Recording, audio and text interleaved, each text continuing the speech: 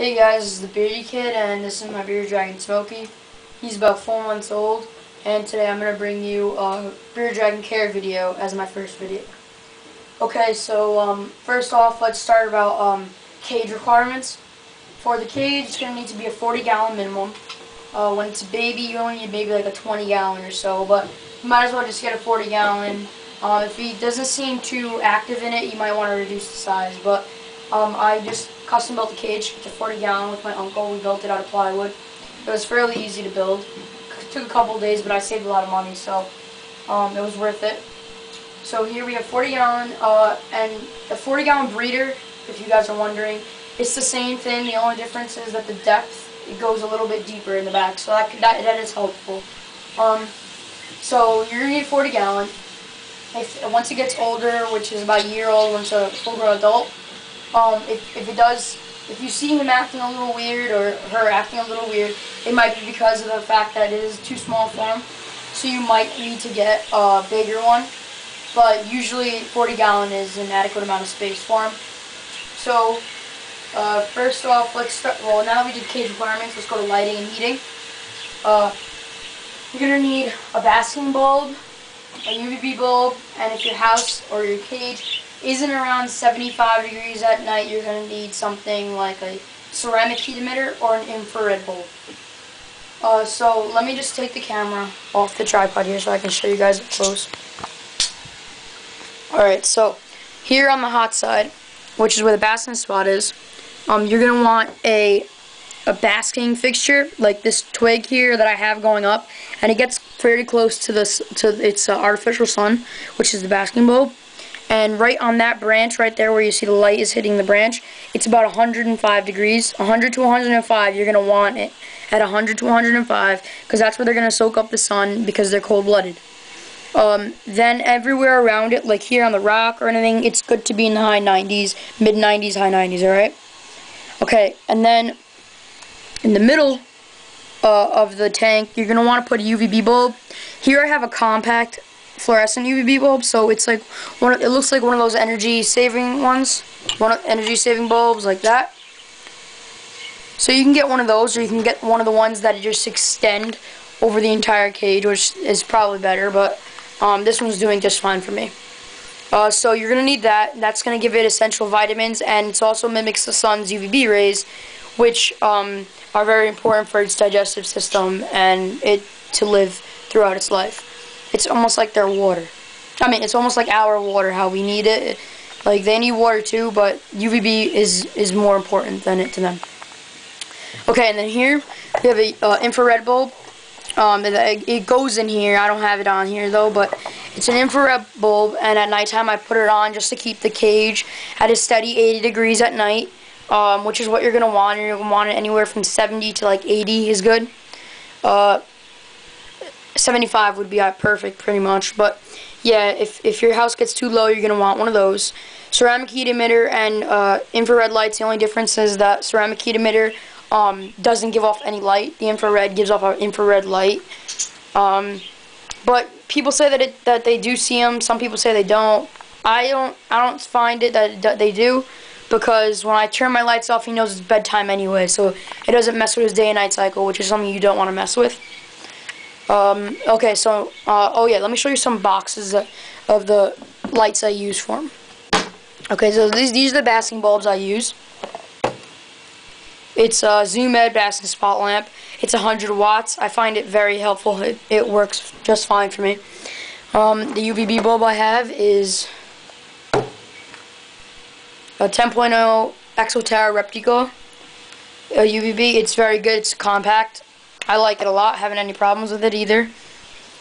And then this is the nightlight I was telling you guys about. It's a Nightlight Red.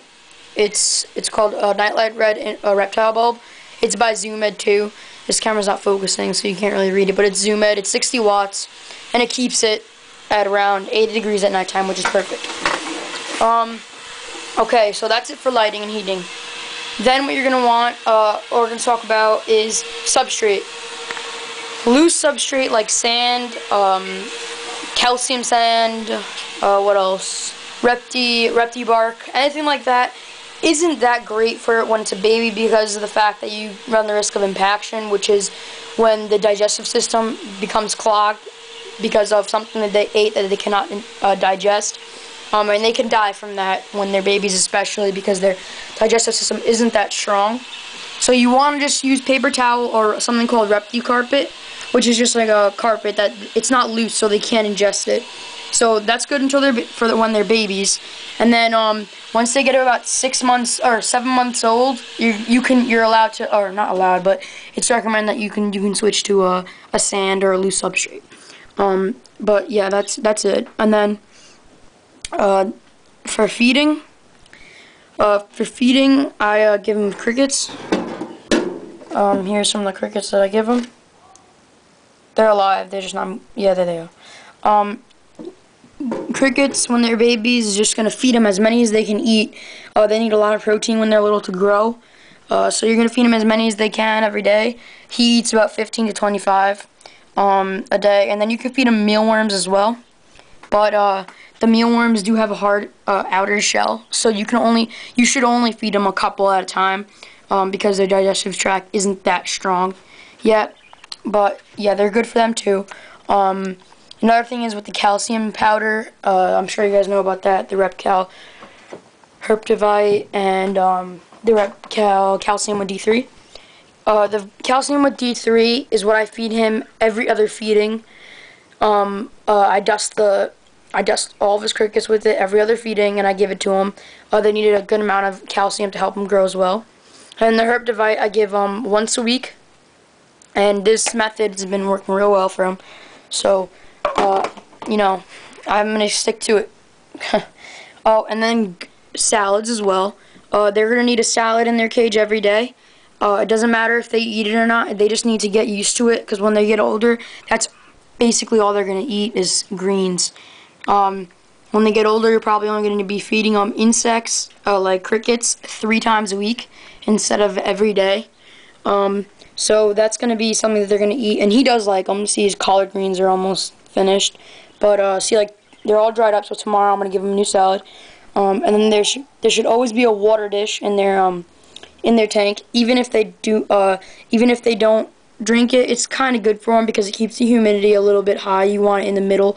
That's another thing. You don't want humidity to be past 50%. It should be anywhere from about 20 to 50. That's good. It's ideal. And their water dish should be big enough for them to soak in. Mine seems to soak in it when it's shedding, which is helpful. And he also drinks in it from time to time. So yeah, that's about it for your bearded dragon care video. I mean, here's a look at them. Another thing is that you want to make sure that that they're very aware of their surroundings and they're active. Because if they're not, then that means they're probably not doing something right. Go ahead, buddy. So you want them to be aware of their surroundings at all times, know what they're, so they know what they're doing. Have them be active. It might be because they're not getting the proper UVB source or something. So you just want to be aware of that. Check on them from time to time. But yeah, guys, that's about it. That's about it for the bearded dragon care. If I missed anything, you guys suggest anything about my cage setup, just message me or comment below, and I'll be sure to comment right back. Okay, guys? It's my first video, so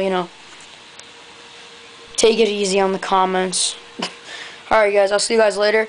And be sure to subscribe, because I'm going to be coming out with new videos about cricket breeding, cricket setups, bearded dragon bats, everything like that.